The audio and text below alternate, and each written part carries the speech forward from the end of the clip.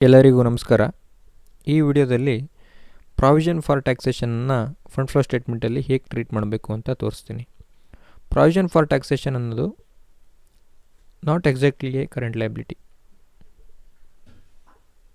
It is a short term provision, but sometimes it is considered as current liability in fund flow statement. Fund flow ಸ್ಟೇಟ್ಮೆಂಟಲ್ಲಿ ಕೆಲವು ಸಲ ಇದನ್ನು current liability ಅಂತ treat ಮಾಡ್ತೀವಿ. ಯಾವ್ಯಾವ ಥರ ಕೇಸಸ್ ಬರುತ್ತೆ ಅಂತ ನಾನು ಈ ವಿಡಿಯೋದಲ್ಲಿ ತೋರಿಸ್ಕೊಡ್ತೇನೆ. Treatment of provision for taxation and tax paid. ಮೊದಲನೇದು ಬ್ಯಾಲೆನ್ಸ್ ಶೀಟಲ್ಲಿ ಕೊಟ್ಟಿರ್ತಾರೆ ಪ್ರಾವಿಷನ್ ಫಾರ್ ಟ್ಯಾಕ್ಸೇಷನ್ನು 20,000, 30,000. Tax paid during the year 20,000 ಅಂತ ಅಡಿಷ್ನಲ್ ಇನ್ಫಾರ್ಮೇಷನಲ್ಲಿ ಕೊಟ್ಟಿರ್ತಾರೆ. ಇದು 20,000 ಏನು ಅಂದರೆ 2018ರಲ್ಲಿ ಪ್ರಾವಿಷನ್ ಫಾರ್ ಟ್ಯಾಕ್ಸೇಷನ್ ಇತ್ತಲ್ಲ, ಅದನ್ನು ಡ್ಯೂರಿಂಗ್ ದಿ ಇಯರ್ 20,000 ಪೇ ಮಾಡಿದ್ದೀವಿ ಅಂತ. Provision made during the year 30,000 ಆಗುತ್ತೆ. ಪ್ರಾವಿಷನ್ ಫಾರ್ ಟ್ಯಾಕ್ಸೇಷನ್ ಅಂದರೆ it is not exactly tax paid, tax pay ಮಾಡಿರೋದಲ್ಲ ಅದು, but provision created for future taxation. 20,000 ಇದನ್ನು ಪೇ ಮಾಡಿದ್ವಿ, ಈ ಬ್ಯಾಲೆನ್ಸು 20,000 ರೆಡ್ಯೂಸ್ ಆಯಿತು. 30,000 fresh provision made during the year. ಅದಕ್ಕೋಸ್ಕರ fund from operation ಕ್ಯಾಲ್ಕುಲೇಷನಲ್ಲಿ fresh provision made during the year 30,000 add ಮಾಡ್ತೀವಿ ಪ್ರಾಫಿಟಿಗೆ. So adjusted profit and loss ಅಕೌಂಟಲ್ಲಿ ಡೆಬಿಟ್ ಸೈಡಲ್ಲಿ ಟು ಪ್ರಾವಿಷನ್ ಫಾರ್ ಟ್ಯಾಕ್ಸೇಷನ್ 30,000 ಅಂತ ತೋರಿಸ್ತೀವಿ. ಫಂಡ್ ಫ್ಲೋ ಸ್ಟೇಟ್ಮೆಂಟಲ್ಲಿ ಅಪ್ಲಿಕೇಶನ್ ಸೈಡಲ್ಲಿ 20,000 ಬರುತ್ತೆ ಟ್ಯಾಕ್ಸ್ ಪೇಯ್ಡ್ ಅಂತ.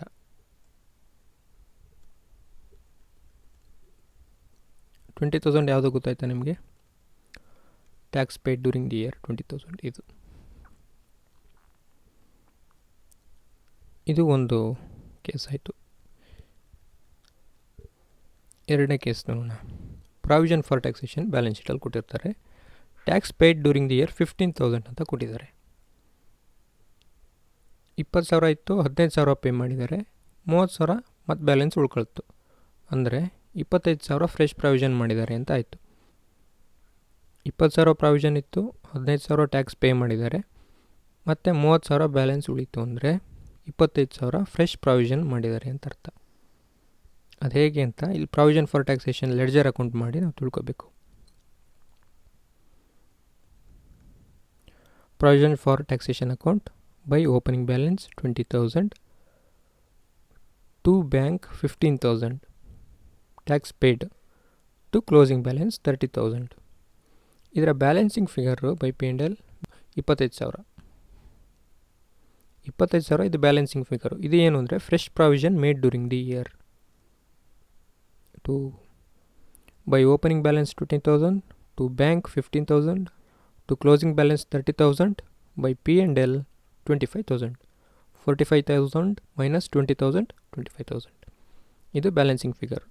ಇದು fresh provision made during the year. ಇದನ್ನು ಫಂಡ್ ಫ್ರಮ್ ಆಪ್ರೇಷನಲ್ಲಿ 25,000 ಆ್ಯಡ್ ಮಾಡ್ತೀವಿ ಪ್ರಾಫಿಟಿಗೆ. Tax paid during the year application of ಫಂಡ್ಸಲ್ಲಿ ತೋರಿಸ್ತೀವಿ ಫಂಡ್ ಫ್ಲೋ ಸ್ಟೇಟ್ಮೆಂಟಲ್ಲಿ. Fund from operation calculation profit during the year add provision for taxation 25,000. ಇಲ್ಲ ಅಡ್ಜಸ್ಟೆಡ್ ಪ್ರಾಫಿಟ್ ಆ್ಯಂಡ್ ಲಾಸ್ ಅಕೌಂಟಲ್ಲಿ to provision for taxation 25,000. Fund flow statement ಇಲ್ಲಿ application ಸೈಡಲ್ಲಿ 15,000 tax paid during the year ಅವ್ರು ಕೊಟ್ಟಿದ್ದಾರೆ. ಈ ಥರ provision for taxation is not given in balance sheet, but payment of tax is given as additional information. ಇದು ಮೂರನೇ ಕೇಸ್. Provision for tax ಅಂತ ಏನೂ ಕೊಟ್ಟಿರೋದಿಲ್ಲ, ಬಟ್ ಇಲ್ಲಿ ಟ್ಯಾಕ್ಸ್ ಪೇಯ್ಡ್ 10,000 ಅಂತ ಕೊಟ್ಟಿರ್ತಾರೆ. ಆವಾಗ ಏನು ಮಾಡಬೇಕು ಅಂತ, ಆವಾಗ ಪ್ರಾಫಿಟ್ಟಿಗೆ ನಾವು ಟ್ಯಾಕ್ಸ್ ಪೇಯ್ಡನ್ನು ಆ್ಯಡ್ ಮಾಡಿ ಫಂಡ್ ಫ್ರಮ್ ಆಪ್ರೇಷನ್ ಕಂಡಿಡ್ಕೋಬೇಕು. ಇಲ್ಲ ಅಡ್ಜಸ್ಟೆಡ್ ಪ್ರಾಫಿಟ್ ಆ್ಯಂಡ್ ಲಾಸ್ ಅಕೌಂಟಲ್ಲಿ ಡೆಬಿಟ್ ಸೈಡ್ ಟ್ಯಾಕ್ಸ್ ಪೇಯ್ಡ್ ಅಂತ. ಇದರಲ್ಲಿ ಒಂದು ಅಸಂಪ್ಷನ್ ಇದೆ ಈ ಎಲ್ಲ ಕೇಸಲ್ಲೂ, ಪ್ರಾಫಿಟ್ಟು ಆಫ್ಟರ್ ಚಾರ್ಜಿಂಗ್ ಟ್ಯಾಕ್ಸ್ ಅಂತ.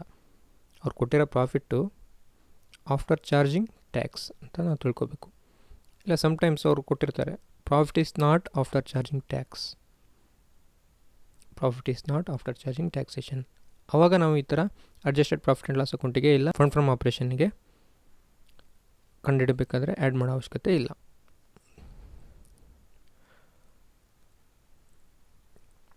ಫಂಡ್ ಫ್ಲೋ ಸ್ಟೇಟ್ಮೆಂಟಲ್ಲಿ ಟ್ಯಾಕ್ಸ್ ಪೇಯ್ಡ್ 10,000. 4ನೇ case provision for taxation balance ಶೀಟಲ್ಲಿ ಕೊಟ್ಟಿದ್ದಾರೆ. Provision for taxation is treated as current liability ಅಂತ ಕೊಟ್ಟಿರ್ತಾರೆ. ಆವಾಗ ಏನು ಮಾಡಬೇಕು ಅಂದರೆ statement of changes in working ಕ್ಯಾಪಿಟಲಲ್ಲಿ ಪ್ರಾವಿಷನ್ ಫಾರ್ ಟ್ಯಾಕ್ಸೇಷನ್ ಅಂತ ತೋರಿಸ್ಬೇಕು. 20,000 30,000 ಡಿಕ್ರೀಸ್ ಇನ್ ವರ್ಕಿಂಗ್ ಕ್ಯಾಪಿಟಲ್, ಮತ್ತೆಲ್ಲೂ ಇದು ಬರೋದಿಲ್ಲ, ಇಲ್ಲಿ ಮಾತ್ರ ಬರುತ್ತೆ. 5ನೇದು ಬ್ಯಾಲೆನ್ಸ್ ಶೀಟಲ್ಲಿ ಕೊಟ್ಟಿದ್ದಾರೆ, ಮತ್ತೆಲ್ಲೂ ಏನು ಇನ್ಫಾರ್ಮೇಷನ್ ಕೊಟ್ಟಿಲ್ಲ. ಇದರಲ್ಲಿ 2 ವಿಧಾನ ಇದೆ ಈಗ ಟ್ರೀಟ್ ಮಾಡೋದಕ್ಕೆ. ಒಂದು ಕರೆಂಟ್ ಲೈಬಿಲಿಟಿ ಅಂತ ಟ್ರೀಟ್ ಮಾಡೋದು. ಆವಾಗ statement of changes in working ಕ್ಯಾಪಿಟಲಲ್ಲಿ ಬರುತ್ತೆ. ನಾವು ನೋಟಲ್ಲಿ ಬರೀಬೇಕು provision for taxation is treated as current liability. ಇಲ್ಲಿ ಬಂದಮೇಲೆ ಅದು ಮತ್ತೆಲ್ಲೂ ಬರಲ್ಲ, ಅದು ಅಷ್ಟೇ. 2ನೇ ವಿಧಾನ ಯಾವುದನ್ನು provision for taxation is not treated as current liability. ಆವಾಗ ಏನು ಅಂದರೆ ಕಂಪ್ಯೂಟೇಷನ್ ಆಫ್ ಫಂಡ್ ಫ್ರಮ್ ಆಪ್ರೇಷನಲ್ಲಿ provision for taxation during the year 2019 30,000 add ಮಾಡ್ತೀವಿ. ಅಡ್ಜಸ್ಟೆಡ್ ಪ್ರಾಫಿಟ್ ಆ್ಯಂಡ್ ಲಾಸ್ ಅಕೌಂಟಲ್ಲಿ ಡೆಬಿಟ್ ಸೈಡು. ಫಂಡ್ ಫ್ಲೋ ಸ್ಟೇಟ್ಮೆಂಟಲ್ಲಿ tax paid previous year provision is considered as paid during the year ಅಂತ ನೋಡಬಾರ್ದು. Tax paid 20,000. ಇದು previous year provision, ಅದು ಈ ವರ್ಷ pay ಆಗಿದೆ ಅಂತ ನಾವು ಕನ್ಸಿಡರ್ ಮಾಡಿ ಅಪ್ಲಿಕೇಶನ್ ಸೈಡಲ್ಲಿ 20,000. 30,000 ಕರೆಂಟ್ ಇಯರ್ ಪ್ರಾವಿಷನ್ನು 2019ಇಂದು, ಅದನ್ನು ಅಡ್ಜಸ್ಟೆಡ್ ಪ್ರಾಫಿಟ್ ಆ್ಯಂಡ್ ಲಾಸ್ ಅಕೌಂಟಲ್ಲಿ ಡೆಬಿಟ್ ಸೈಡ್ ತೋರಿಸ್ತೀವಿ.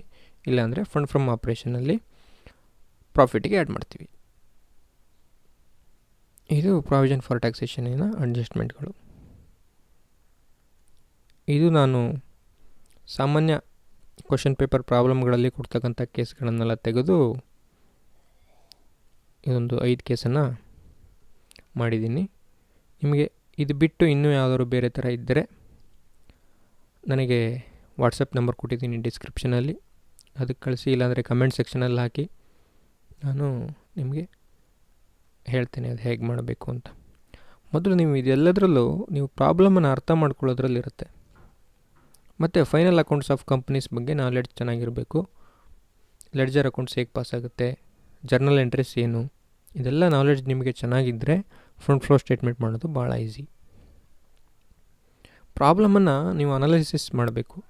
ಹಿಂಗೆ ಕೊಟ್ಟಿದ್ದಾರೆ ಹೆಂಗೆ ಮಾಡಬೇಕು, ಹಿಂಗೆ ಅಂದರೆ ಒಂದು ಆ ಥರಕ್ಕಿಂತ ಏನೇನಿದೆ ಏನಾಗಿದೆ ಅಲ್ಲಿ ಅನ್ನೋದನ್ನು ನಾವು ನೋಡ್ಕೋಬೇಕು. ಆವಾಗ ಈಸಿ ಆಗ್ತಾ ಬರ್ತದೆ. ಧನ್ಯವಾದಗಳು.